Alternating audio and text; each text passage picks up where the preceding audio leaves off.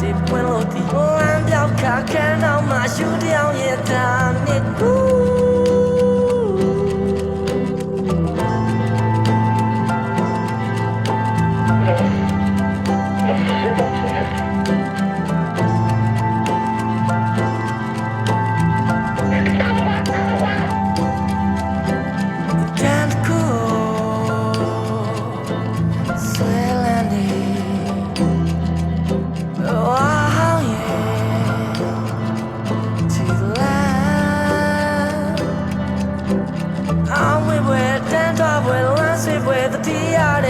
စာရွယ်ဟောတော့ကမတရားရှင်ခါများကိုပေးပြဖို့ဆုံးလို့ဖို့နှုတ်ပြဖို့လွန်မြောက်ဖို့ဝေးတစ်ပတ်ပြန်တန်းသွားတဲ့ညမရဲ့ကောင်းငယ်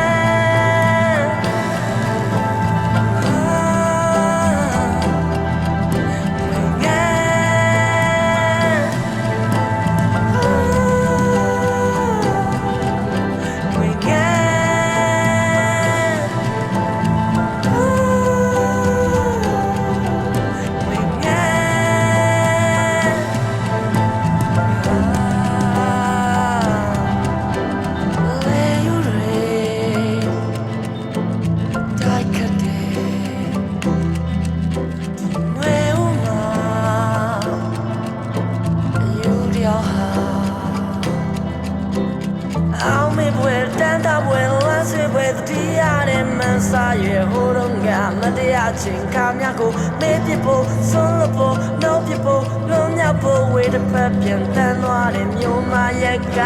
ငွေငယ်